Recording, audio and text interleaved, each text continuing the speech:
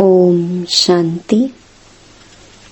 25 मई 2021 बाबा के महावाक्य।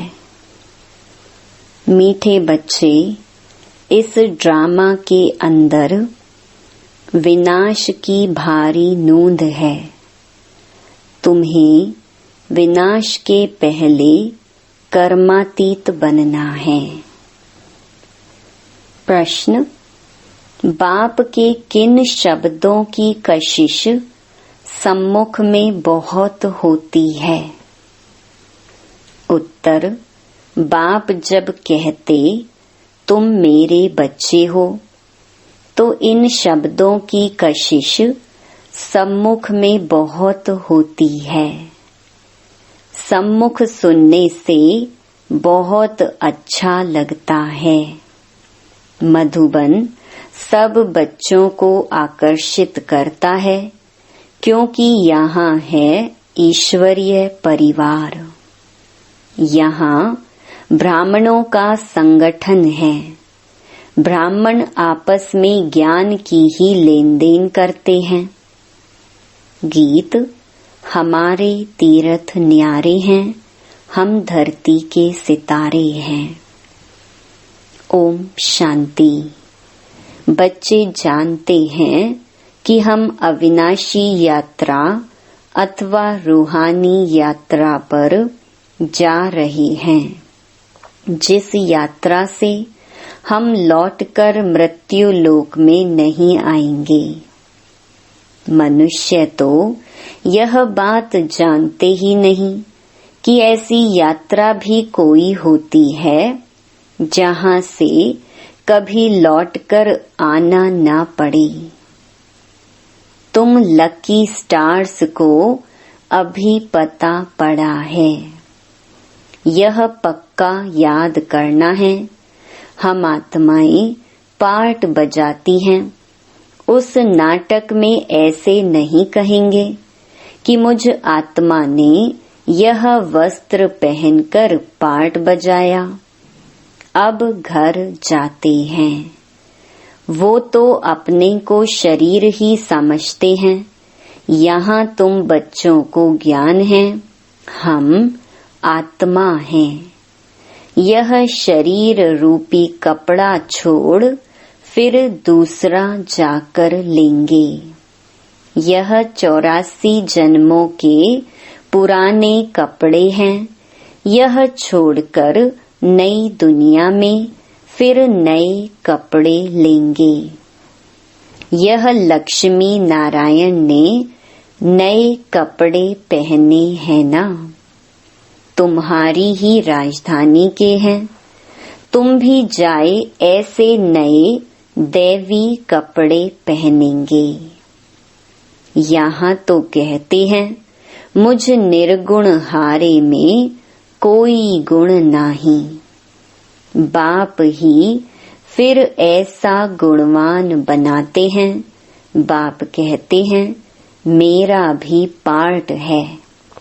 आकर फिर तुमको वाइसलेस बनाता हूँ। यहाँ यह है जीवन बंध धाम, रावण राज्य है। यह तुम्हारी बुद्धि में है। हम पतित से पावन, फिर पावन से पतित कैसे बनते हैं? तुम बच्चे जानते हो कलयुग है अंधियारा। रावण राज्य का अब अंत है। राम राज्य की अब आदि होनी है। अभी है संगम। कल्प के संगम युगे बाप को ही आना पड़ता है।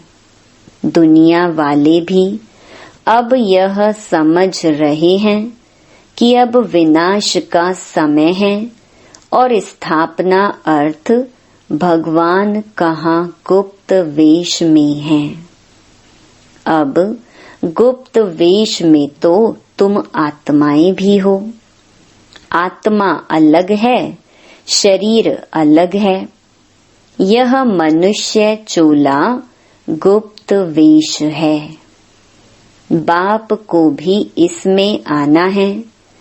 तुम्हारे शरीर पर नाम पढ़ते हैं उनको तो शरीर है नहीं। तुम भी आत्मा हो, वह भी आत्मा है। आत्मा का आत्मा के साथ अब मोह हुआ है। गाते भी हैं और संग तोड़ तुम संग जोड़ेंगे। जैसे आप मोह जीत हो वैसे हम भी बनेंगे। बाबा बहुत मोह जीत है। कितने ढेर बच्चे हैं जो काम चिता पर बैठ जल गए हैं। परम पिता परमात्मा आते ही हैं पुरानी दुनिया का विनाश कराने। फिर मोह कैसे होगा? पतितों का जब विनाश हो तब तो शांति का राज्य हो। इस समय सुख तो कोई को भी है नहीं। सभी तमो प्रधान दुखी बन गई हैं। यह है ही पतित दुनिया। शिव बाबा ही आकर स्वर्ग की स्थापना करते हैं जिसका नाम शिवालय पड़ा है। शिव बाबा ने देवताओं की राजधानी स्थापन की। वह है चैतन्य शिवालय और वह शिवालय जिसमें शिव का चित्र है वो तो जड़ हो गया। अभी तुम समझ गए हो कि लक्ष्मी नारायण बरोबर स्वर्ग के मालिक थे, पूज्य थे। अब फिर पूज्य बन रहे हैं। तुमको अभी ज्ञान है। तुम लक्ष्मी नारायण के मंदिर में जाकर उनको माथा नहीं टेकेंगे। तुम तो उनकी राजधानी में चैतन्य में जाते हो। जानते हो हम देवता थे, अब नहीं हैं। जो पास्ट होकर गए हैं उनके चित्र बनते हैं। लक्ष्मी नारायण के मंदिर सबसे जास्ती बिरला बनाते हैं तो उनकी भी सर्विस करनी चाहिए। तुम जो यह लक्ष्मी नारायण के मंदिर बनाते हो, हम आपको इन्हों के 84 जन्मों की कहानी सुनाते हैं। युक्ति से यह सौगात देनी चाहिए। बाबा सर्विस की युक्तियां तो बताते हैं। माताएं जाकर बोले, आप उनके मंदिर तो बनाते हो परंतु उनकी जीवन कहानी को जानते नहीं। हम जानते हैं और समझा भी सकते हैं। समझाने वाली बड़ी रसीली चाहिए। बाप भी बैठ समझाते हैं ना। बाबा कहते, अगर छुट्टी नहीं मिलती है तो घर बैठे याद करो। यह तो जानते हो हम शिव बाबा की संतान हैं। मुरली तो मिल जाती है। ऐसे नहीं कि यहाँ आने से याद की यात्रा अच्छी होगी, घर में बैठने से याद की यात्रा कम हो जाएगी। बादल आते हैं रिफ्रेश होने। तुम भी आते हो रिफ्रेश होने। बाबा पास सम्मुख जाएं। आत्मा को ज्ञान है, सम्मुख सुनने से अच्छा लगता है। बात तो वही है। देखते हो शिव बाबा कैसे बैठ बच्चों को समझाते हैं। बच्चे, तुम मेरे हो। तुमने 84 जन्मों का पार्ट बजाया है। तुम जन्म मरण में आते हो, मैं नहीं आता हूँ। मैं पुनर्जन्म नहीं लेता हूँ, अजन्मा भी नहीं हूँ। आता हूँ परंतु बूढ़े तन में प्रवेश करता हूँ। तुम आत्मा छोटे बच्चे के शरीर में प्रवेश करती हो। मैं परम धाम से आता हूँ नीचे पार्ट बजाने। मैं विकारी के गर्भ में नहीं आता हूँ। मुझे कहते हो त्वमेव माताश्च पिता त्वमेव। मेरा कोई माँ बाप हो न सके। मैं सिर्फ शरीर का आधार ले पार्ट बजाता हूँ। तुम मुझे बुलाते हो दुख हरकर सुख देने के लिए। अब सम्मुख आया हूँ, आत्माओं से बात कर रहे हैं। यहाँ तो सब ब्राह्मण ही हैं। तुम बाहर जाते हो तो हंस और बगुले हो जाते हो। यहाँ मधुबन में तुमको संग ही ब्राह्मणों का है। आपस में ज्ञान की चिटचैट ही करेंगे। हम अपनी राजधानी स्थापन कर रहे हैं। बाबा आया हुआ है। एक दो को यह युक्ति बाप को याद करने की बताते रहो। भोजन पर भी एक दो को इशारा देते रहो कि बाप को याद करो। बहुत बड़ा संगठन है ना। वहाँ तो विकारी साथ में रहते हैं तो उनकी कशिश होती है। यहाँ तो किसकी कशिश नहीं होती। वॉरियर्स के साथ रहते हैं। तुम्हारा कुटुंब यह है। बुद्धि में यही रहता है। जो कोई मिले उनको बाप का परिचय दें कि भगवान को याद करते रहो। दो बाप है ना। लौकिक बाप होते भी भगवान को याद करते हो ना। वो लौकिक फादर है। लौकिक फादर को गॉड फादर नहीं कहेंगे। यह है पारलौकिक बाप। जरूर गॉड फादर से वर्षा मिलता होगा। ऐसे ऐसे भूं भूं करते रहो। तुम ब्राह्मण हो ना। सन्यासी भी भूं भूं करते हैं ना। इस दुनिया का सुख काग विष्टा के समान है। कितना दुख है। वह तो हैं हठ योगी निवृत्ति मार्ग वाले। उनका धर्म ही अलग है। तुम जानते हो सतयुग में हम कितना सुखी पवित्र रहते हैं। भारत प्रवृत्ति मार्ग का था। देवी देवताओं का राज्य था। जो पवित्र थे वही पतित बने हैं। पुकारते भी रहते हैं हे पतित पावन आओ।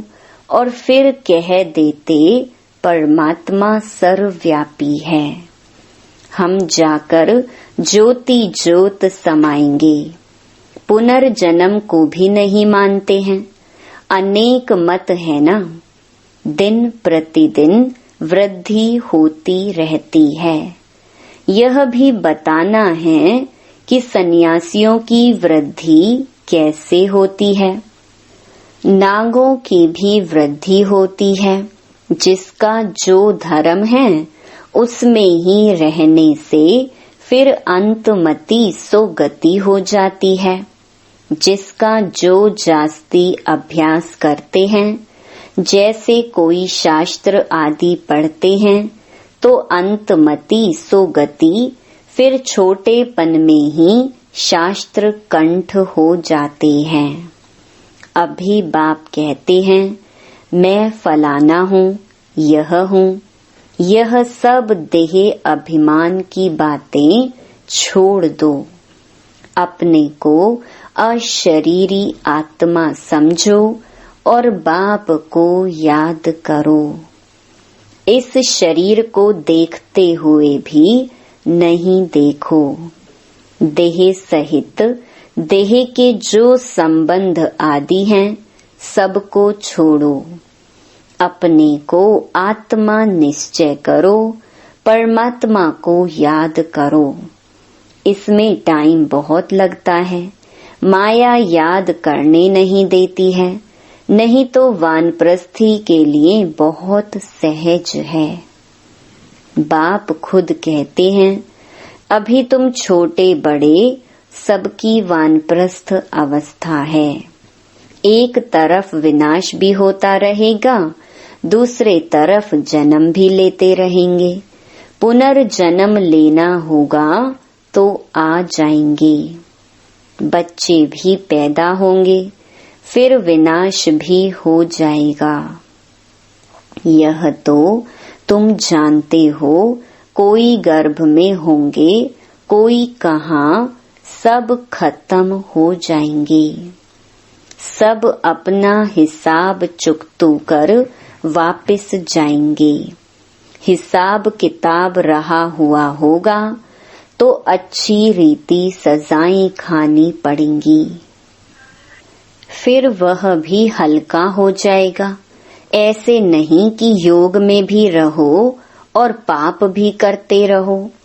कई बच्चे एक तरफ चार्ट भी लिखते रहते और फिर कहते माया ने मुंह काला कर दिया, माया ने हरा दिया, तो कच्चा कहेंगे ना। तो बाप समझाते हैं कि तुम ऐसे समझो कि हम थोड़े दिन यहाँ हैं, फिर चले जाएंगे। इन सब का विनाश हो रहा है। बाप कहते हैं, मुझे याद करो तो विकर्म विनाश होंगे। अपना चार्ट देखते रहो। हम कितनों को रास्ता बताते हैं और पुरुषार्थ कराते हैं। तन मन धन से रूहानी सेवा में मददगार बनना पड़े। कहते हैं, मन को अमन नहीं कर सकते, आत्मा तो है ही शांत। हम आत्मा अपने परम धाम में जाकर बैठेंगी, कोई दुनिया का संकल्प नहीं आएगा। ऐसे नहीं कि आंखें बंद कर अनकॉन्शियस होना है। ऐसे बहुत सीखते भी हैं। 10-15 दिन अनकॉन्शियस भी हो जाते हैं। यह अभ्यास करते हैं, फिर इतने समय बाद जाग जाएंगे। जैसे टाइम बॉम्ब्स होते हैं तो उनका भी टाइम होता है, यह इतने घंटे बाद फटेंगे। तुम बच्चों को पता है हम योग लगा रहे हैं। जब तमो प्रधान किचड़ा निकलेगा, हम सतो प्रधान बन जाएंगे, तो फिर इस शरीर को छोड़ देंगे। हम अभी योग की यात्रा पर हैं। टाइम मिला हुआ है, फिर यह शरीर छोड़ना ही है, फिर सब खत्म हो जाएगा। टाइम नुंधा हुआ है, फिर पिछाड़ी में मच्छरों सदृश्य शरीर छोड़ेंगे। विनाश होगा, तुम कर्मातीत अवस्था को पाएंगे, फिर विनाश शुरू हो जाएगा। विनाश का बड़ा भारी सीन है। यह ड्रामा में भारी नोंद है।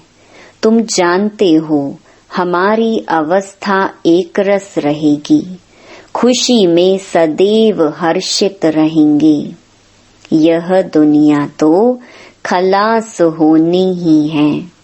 जानते हैं, कल्प कल्प संगम युग होता है, तब विनाश होता है। सिर्फ बॉम्ब्स नहीं, नेचुरल कैलेमिटीज भी मदद करती हैं। तो बच्चों को यह बुद्धि में रहना चाहिए, अभी हमको जाना है। जितना बाबा को याद करेंगे तो विकर्म विनाश होंगे, ऊंच पद पाएंगे। Charity begins at home.